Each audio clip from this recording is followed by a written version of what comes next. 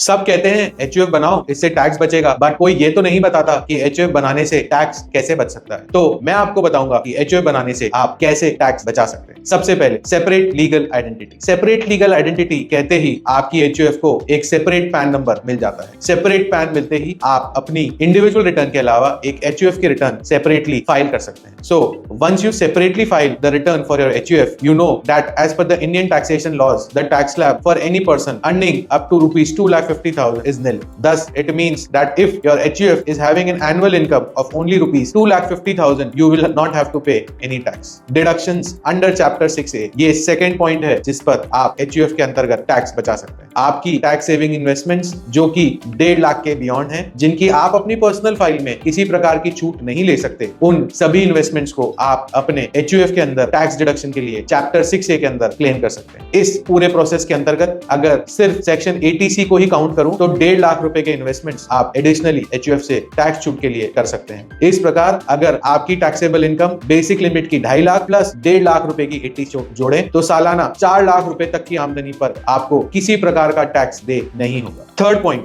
Income. सबसे बड़ी problem यही है कि HUF में इनकम किस प्रकार की आ सकती है। देखिए, ज्यादातर हिंदू फैमिलीज में बिजनेस जॉइंटली फैमिली का होता है। उसमें हर जना अपने अपने तरीके से बिजनेस की इफेक्टिवनेस, ग्रोथ, मैनेजमेंट, एडमिनिस्ट्रेशन के लिए कंट्रीब्यूट करता है। इस पूरे प्रोसेस में हम HUF को भी डायरेक्टली इनडायरेक्टली कंसिडर कर सकते हैं। इसीलिए अगर आपकी जॉइंट फैमिली है और पूरी जॉइंट फैमिली आपके बिजनेस में इफेक्टिव योगदान दे रही है तो आप बिजनेस से officially after deducting taxes under section 194H और 194J और 194C आप HUF को कंसिडरेशन ट्रांसफर कर सकते हैं। This can be considered as a deductible expenditure under your business and on the contrary as an income for your HUF। और उस income में से जो 80C या चैप्टर 6 की डिडक्शंस हटा लें तो 4 लाख रुपए तक सालाना आप हर HUF को बिना किसी टैक्स लायबिलिटी के इनकम ट्रांसफर कर सकते हैं। दूसरा तरीका HUF की इनकम का यह भी हो सकता है कि हमारे यहाँ पर 50,000 रुपए तक का गिफ्ट सालाना टैक्स फ्री होता है। तो